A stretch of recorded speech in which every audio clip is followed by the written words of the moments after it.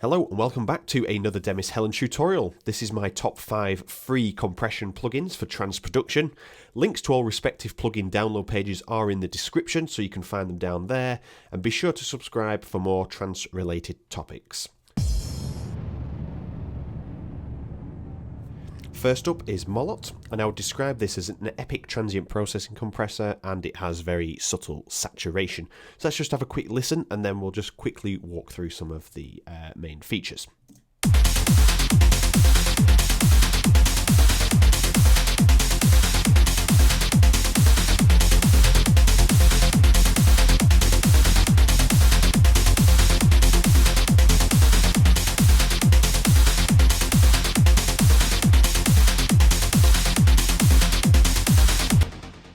So as you can hear, it tidies that bass line on the bus quite nicely, and let's just quickly explain what's happening. By default, Mullet comes using the Sigma attack. So there's the Alpha and Sigma, and the difference between the two is the Sigma gives a sharper, like kind of transient, based on how slow the attack is, and the Alpha is like a traditional attack on a compressor.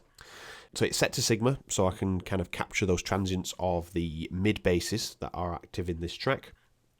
And the saturation is set to ratio, which is by default as well, and you can just set this to off or on across the board, so it doesn't matter. On your settings, the saturation is applied, but I like to keep it on ratio, so it kind of gives you that nice warm fuzzy feeling when you're using the compressor.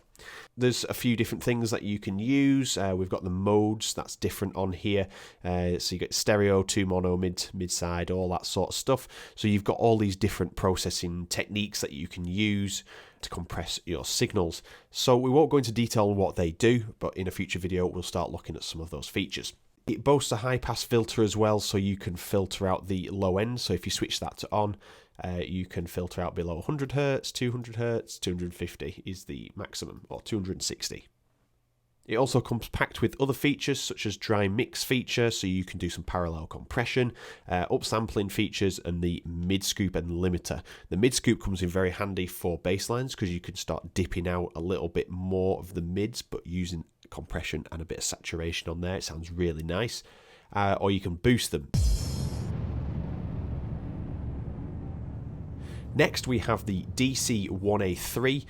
This is modelled off the DC8C, which is the bigger brother of this, but this still packs quite a punch, so don't underestimate this plugin.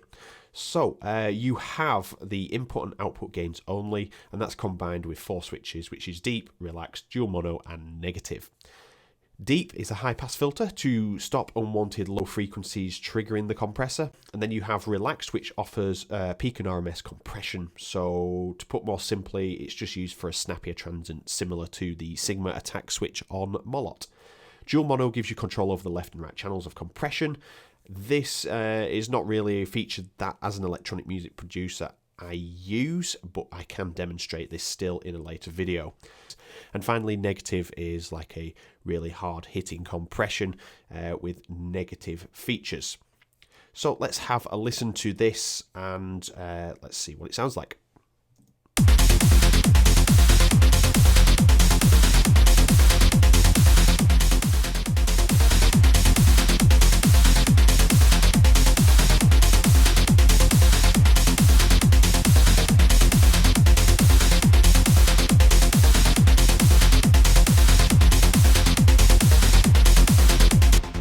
So as you can see, it adds a nice warm saturated compression to that, and it is quite, it's not as intense as you'd expect, but that's because the settings are pretty relaxed in this scenario, because I wanted to keep the bass nice and warm in this demonstration. Next up is the MGUC Junior, and this is the little brother of the MGUC Mark 1 and Mark 2 combined. This is again a 2-knob compressor with a time constraint switch in the middle. The threshold and ratio are controlled by the compressor knob here, so it's all mixed into one section, and then the attack and release are put into the time constraints, so fast and slow. So they're all predetermined, you can't edit them, all you can do is switch between different modes, which gives you a little bit more creativity sometimes as well, because it can give you a really unique sound. And it's very warm, and I would say this is like a bassline gluer, with a transparent feel. So let's have a listen to what this sounds like with the current settings that I have on now.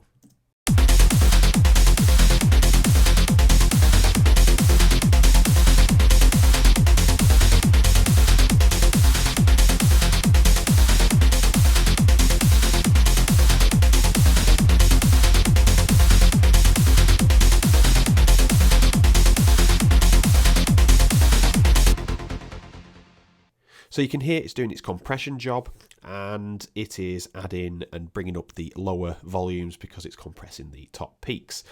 And it adds quite a lot of warmth, and you can see what I mean by it being a glue compressor. It works really well for that style of stuff. Next up is the FR Comp 87, and I'll describe this as warm but very sensitive. To put simply, the controls are threshold, attack and release, as you can see with these button selectors in the middle, the makeup gain and a limiter. So it's relatively underestimated as a free compressor, and it's great for the lows as well as the mid basses. It works really nicely. It does offer a lot of power to the point that a pumping effect can be achieved, and it's just over compression, but it can be used creatively. So let's have a listen to this.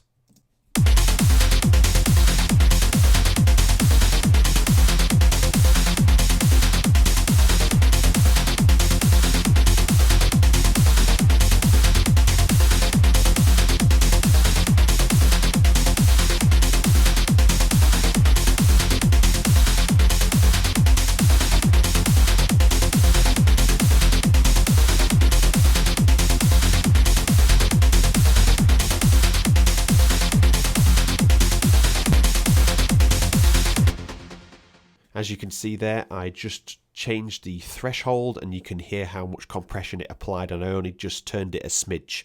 So it's really sensitive, but it really does have the capacity to just really pump that warmth out the bottom of your track.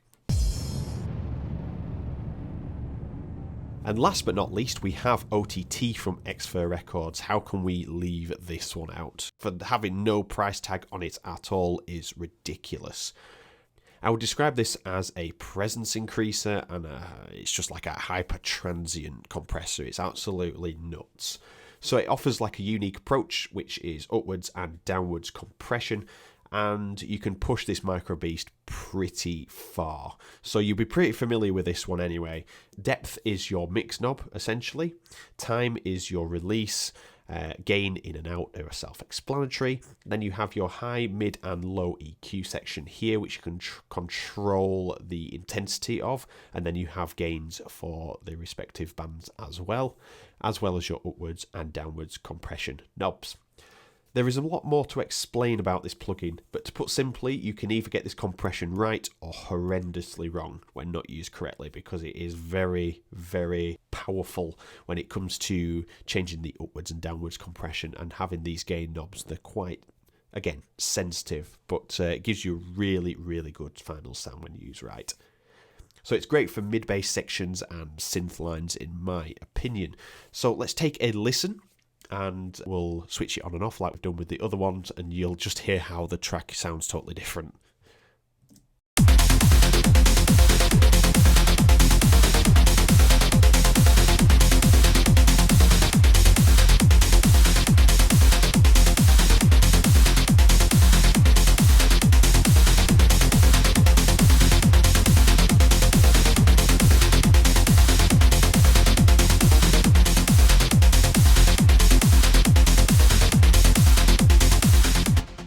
Okay, and just because we had a little bit of a shorter description on this one, we'll change some of the settings so you can see how crazy this thing can get.